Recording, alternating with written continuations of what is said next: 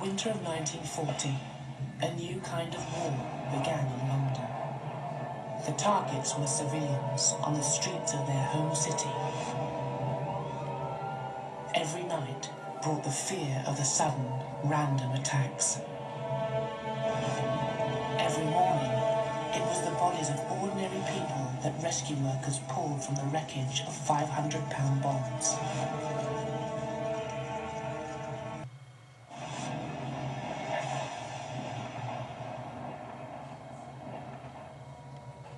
It was the night Hitler intended, with a single Luftwaffe attack, to bring the people of London to surrender and raise the landmarks of the city to the ground.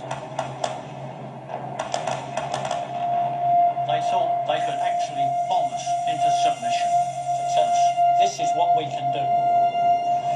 It wasn't one airplane, there was dozens of them, bombing everywhere. And it was frightening to see them coming down, because you knew that the city all around us was all on fire. It was an air attack so ferocious it started the second Great Fire of London, spreading an inferno that threatened to destroy the city and all it stood for in a single night. It was just so devastating. You realize that this is an unbelievable moment in history. My feeling was one of anger. This is my city. How dare they? In the wreckage of the earlier bomb on the Felden family shelter, the frantic search for survivors was still underway. Only 16-year-old Winnie had been pulled out alive so far. Then 3 hours after the bomb hit the shelter, the body of 8-year-old Cyril was pulled from the wreckage. At his army base in Kent, Sid Felden still had no idea of the tragedy unfolding in London, nor of the fact that his mother, his father, and his other sister were still missing. I never thought I was going to lose my family. I was quite happy at home before the war started. I used to go over to the old Common Garden market with a barrow, pick up the old firewood over Common Garden, bring it home, chop it up and sell it, penny a bundle. We was happy them days, we didn't want a war. Unfortunately it happened. The death toll in every hospital was mounting, but the figures were closely guarded. Next morning, the papers would report only that several serious accidents had occurred in the night. Things were concealed. I don't think people really had comprehension of the overall numbers of the killed and the injured. It was just too bad. The inferno was now so close to one hospital that when the power failed, they simply pulled down the blackout and worked by the light of the fire.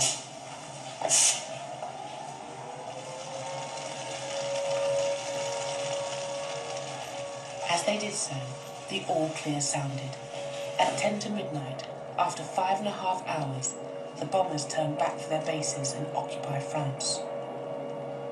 In all, 136 German planes had flown over London, and they'd done their work.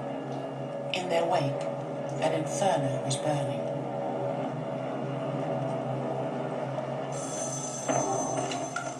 London was on the brink of a full-blown firestorm.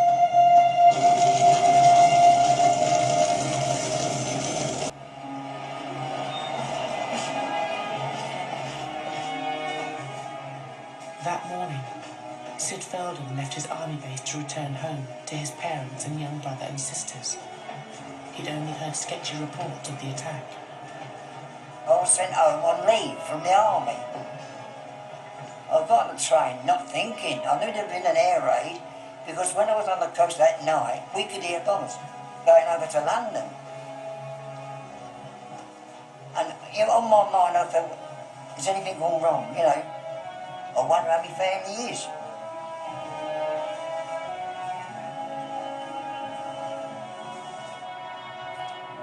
I walked down the house turning.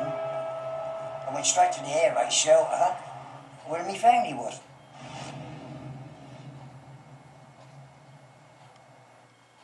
And I just stood there and sort of froze, you know. Well, what's happened to my family or the people?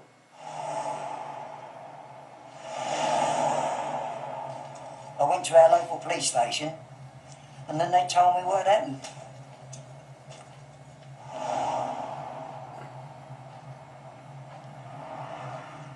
They had a list of names of people who got killed in it. And it was my mother and father and my sister. Of the 5 members of the Feldham family who went into the shelter, only 2 survived.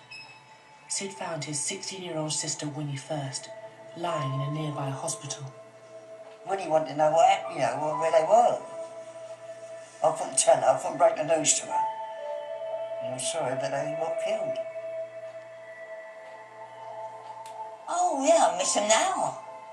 Yeah, I miss them a lot now. I could do with them. Now I'm on my own, I'm a widow. I could do with them now around me, but got no one there. No, they're not here, are they? Oh, yeah. Still, I'm not miserable about it. Oh, no. I do get upset reading them. I do upset.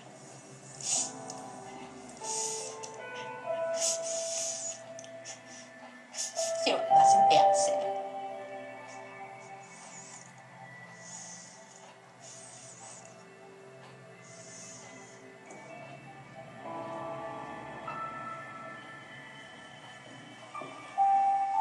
My brother, luckily, he got away. He got out without being hit.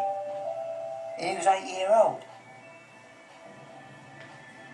He'd never speak about it, what he went through.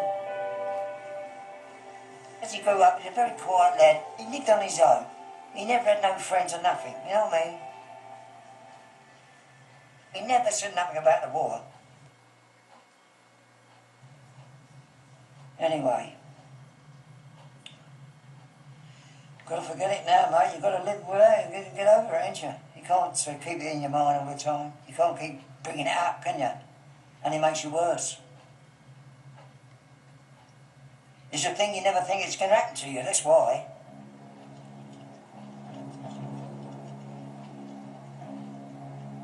There was anger. There was also frustration.